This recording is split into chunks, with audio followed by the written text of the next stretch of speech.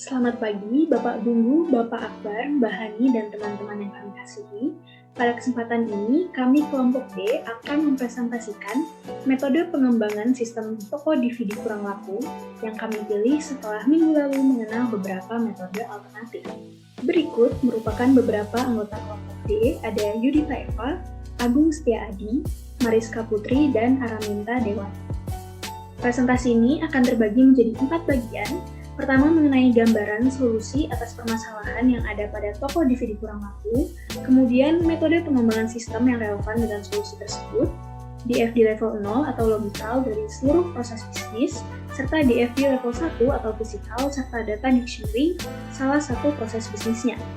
Saya, Yudita, sekarang akan menjelaskan mengenai beberapa solusi yang kami ajukan atas permasalahan yang terjadi pada toko DVD kurang laku. Seiring dengan bertambahnya pengetahuan kami dari setiap pertemuan kelas, kami telah memutuskan untuk memodifikasi solusi yang dulu kami ajukan dalam tugas pertama. Dulu, dalam tugas pertama, ketika kami diinstruksikan untuk mengidentifikasi permasalahan utama dalam toko DVD kurang laku, kami meletakkan concern pada adanya overlapping tugas antar karyawan dan informasi yang tidak tersampaikan secara tepat waktu kepada manajer toko. Kemudian, pada tugas kedua, ketika kami diminta untuk melakukan analisis kelayakan dan memilih salah satu alternatif solusi, kami memilih ERP system yang dengan berbagai sifatnya kami nilai dapat memecahkan permasalahan sebelumnya.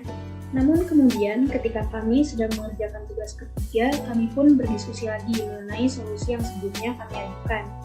Sebenarnya ada satu solusi lainnya yang juga tidak kalah penting, yaitu website toko atau store website. Apabila dibandingkan, sebenarnya ERP system dan website toko ini sama-sama memberikan kemudahan bagi toko DVD kurang laku dalam memberikan layanan kepada para pelanggannya. Namun bedanya, ERP system lebih berfokus kepada sisi toko sebagai pelaku bisnis, sedangkan website toko lebih fokus kepada sisi pelanggannya. Beberapa fitur website yang kami tawarkan antara lain seperti trailer DVD, kemudian layanan booking DVD sebelum mendatangi toko secara fisik, serta bukti pembayaran elektronik yang bisa didapatkan setelah melakukan transaksi di toko. Akhirnya, kami pun memutuskan untuk menggabungkan kedua solusi tersebut, karena menurut kami data-data yang digunakan dalam ERP system juga dapat ditampilkan melalui website toko, sehingga baik toko DVD kurang laku maupun pelanggan dapat sama-sama merasakan manfaatnya. Beberapa data yang dapat digunakan secara bersamaan itu misalnya data mengenai persediaan dan harga produk, data mengenai status langganan, serta data pembelian dan pembayaran. Presentasi akan dilanjutkan oleh teman saya, Ara. Pada bagian selanjutnya, saya akan menjelaskan terkait metode pengembangan sistem yang relevan. Metode pengembangan sistem informasi yang digunakan dalam toko DVD kurang laku adalah System Development Lifecycle atau SDLC. Akan tetapi, metode ini memiliki beberapa kelemahan. Antara lain, membutuhkan waktu yang cukup lama untuk pengembangan sistem karena harus menyelesaikan hingga tahap akhir walaupun terdapat masalah baru. Oleh karena itu, hal ini berpengaruh pada biaya pengembangan sistem, misalnya untuk gaji tim pengembang. Selain itu, terkadang sistem sudah terlanjur jadi, akan tetapi tidak sesuai dengan keinginan pengguna. Karena adanya beberapa kekurangan pengembangan sistem SDLC, terdapat metodologi pengembangan sistem yang relevan yang dapat digunakan oleh toko DVD kurang laku, yaitu prototype. Nantinya, pengembangan sistem akan dilakukan melalui kombinasi SDLC dan prototype. Hal ini didasarkan atas beberapa pertimbangan, antara lain, yang pertama, terdapat potensi untuk mengubah sistem di awal pengembangan. Lalu yang kedua, ada kesempatan untuk menghentikan pengembangan pada sistem yang tidak berfungsi. Dan yang ketiga, terdapat kemungkinan pengembangan sistem yang lebih sesuai dengan kebutuhan dan harapan pengguna. Lantas, bagaimana pengembangan SDLC dan prototype pada toko DVD kurang laku? Seperti yang telah dijelaskan dalam study case, Permasalahan utama toko DVD kurang laku adalah penurunan pendapatan karena antrian yang panjang, serta belum adanya digitalisasi pada sebelum maupun setelah transaksi pembayaran. Konsekuensinya adalah bila dibiarkan terlalu lama, perusahaan dapat mengalami kebangkrutan. Oleh karena itu, alih-alih hanya menggunakan sistem SDLC, perlu adanya prototype. Prototype adalah sebuah teknik yang membantu analis mendapatkan feedback berupa saran, inovasi, dan revisi dari pengguna terkait sistem yang perlu diperbaiki.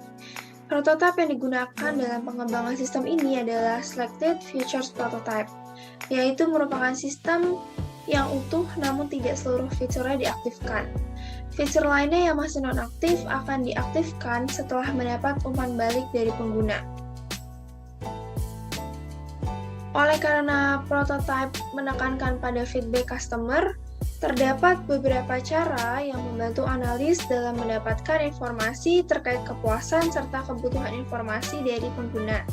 Yang pertama adalah melakukan wawancara secara langsung pada pihak manajemen dan karyawan. Analis akan meminta mereka untuk mengecek website secara berkala, serta meminta mereka untuk memberikan penilaian terkait website. Lalu yang kedua, terdapat fitur pop-up feedback pada website. Fitur ini akan menjadi salah satu section dalam website. Selain itu, setiap masuk ke page baru dalam website, feedback akan muncul sehingga pengguna mudah untuk memberikan feedback. Pengguna dapat memberikan komen, suggestion, dan rating. Dan yang terakhir, terdapat evaluation form bagi customer. Nah, evaluation form ini akan diberikan setelah transaksi pembayaran pada toko. Melalui cara ini, toko dapat mempromosikan website dengan memberikan QR code pada evaluation form-nya. Nah, setelah itu nanti customer dapat langsung mengakses website toko sehingga bisa mengisi penilaian pada form. Berikut adalah gambaran pop-up feedback dan evaluation form. Keduanya ini nantinya akan menjadi pertimbangan analis dalam pengembangan website. Pembahasan selanjutnya akan dijelaskan oleh rekan saya. Baik, kemudian saya akan melanjutkan presentasi dengan menjelaskan pembahasan Logical Data Flow Diagram pada seluruh proses bisnis toko DVD kurang laku beserta dengan data dictionary-nya. Sebelum kami menyusun Logical Data Flow Diagram, kami terlebih dahulu mengidentifikasi elemen-elemen di dalam DFD. Pada langkah ini, kami menentukan proses bisnis dan atau informasi yang akan digambar beserta dengan entitas eksternalnya, proses bisnis, aliran data, dan berkas yang diperlukan. Dalam hal ini, kami mengidentifikasi terdapat 4 proses bisnis, yakni pelayanan membership, pencatatan pesanan pelanggan, proses transaksi pembayaran, dan penyusunan laporan entitas. Sementara itu, berkaitan dengan entitas yang terlibat dalam DFD, terdapat 3 pihak, yakni pelanggan non-membership, pelanggan membership, dan manajemen toko DVD kurang laku. Selanjutnya, kami membuat kontekstual diagram yang berguna untuk menggambarkan sistem atau proses bisnis secara umum. Kontekstual diagram tersebut dapat dilihat sebagai berikut, di mana pelanggan non-membership maupun membership memberikan input kepada sistem informasi pelanggan yang kemudian diperoleh output berupa laporan pada manajemen toko DVD kurang laku. Selanjutnya, kami menyusun logical flow diagram yang lebih detail daripada contextual flow diagram, sehingga terlihat alur proses dari berkas-berkas yang diperlukan.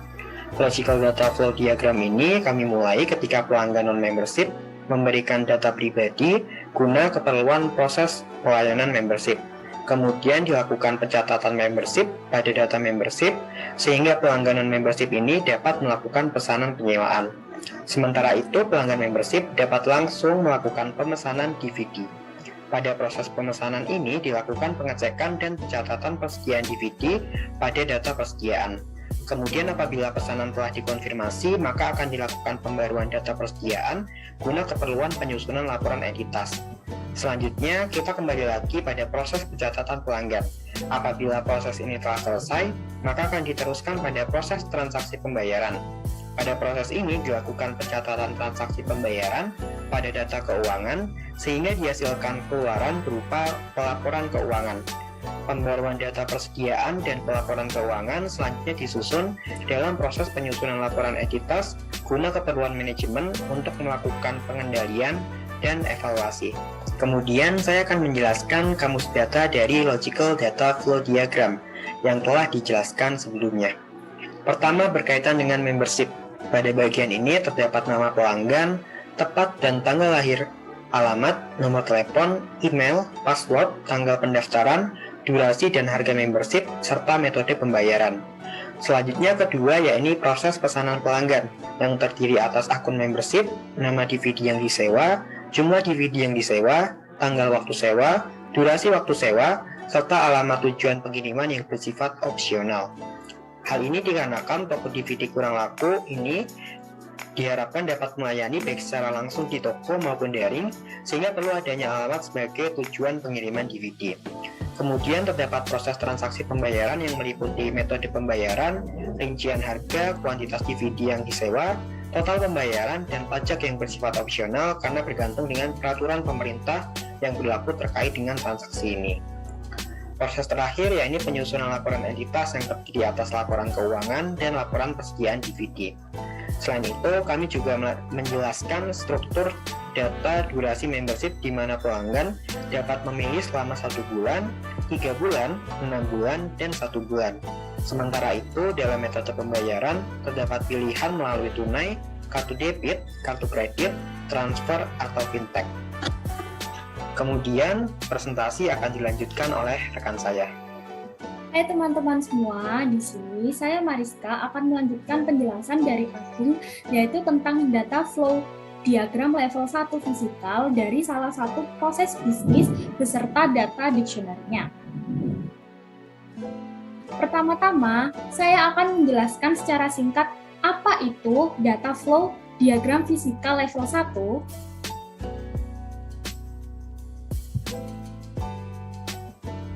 Nah, data flow diagram fisikal merupakan diagram yang menunjukkan bagaimana sih sebuah sistem akan diimplementasikan, termasuk di dalamnya ada perangkat keras, perangkat lunak, file-file, dan individu-individu yang terlibat dalam sebuah sistem.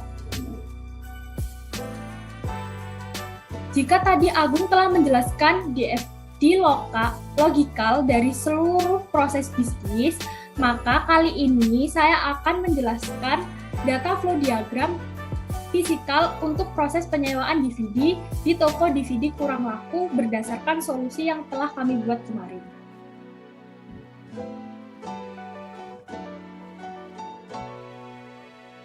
Berikut adalah data flow diagram level 1 fisikal untuk proses penyewaan DVD.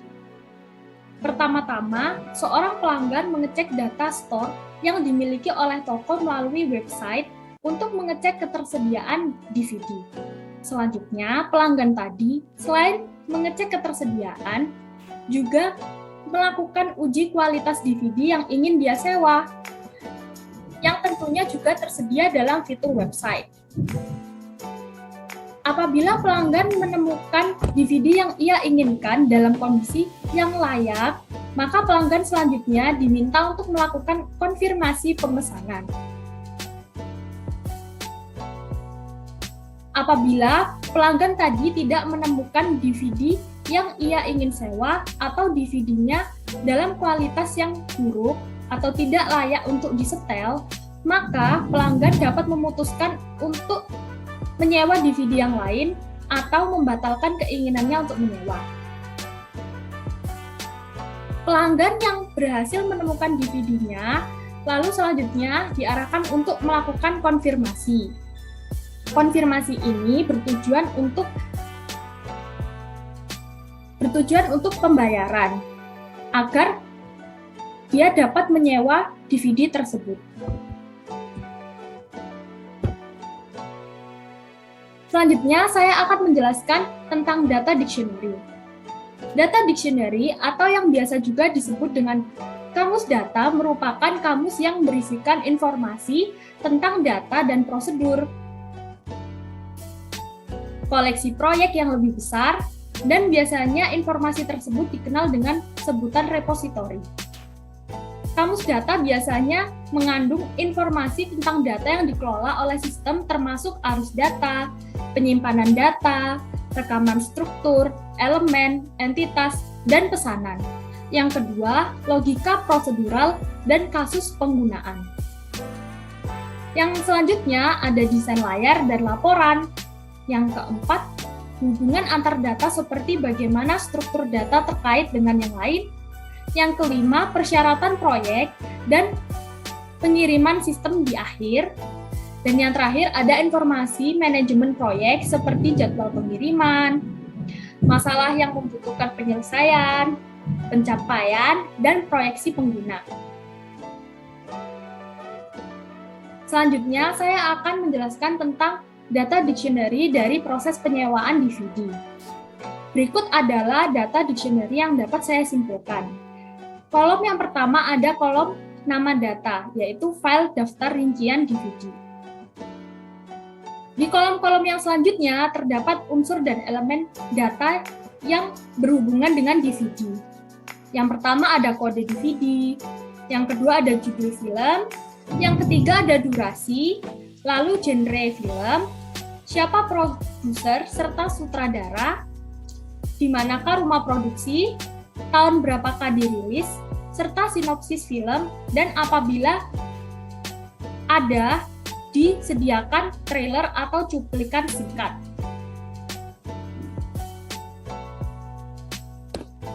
Begitulah penjelasan dari kelompok kami. Apabila terdapat salah kata maupun perbuatan, mohon dimaafkan. Semoga ilmunya bermanfaat. Terima kasih dan sampai jumpa.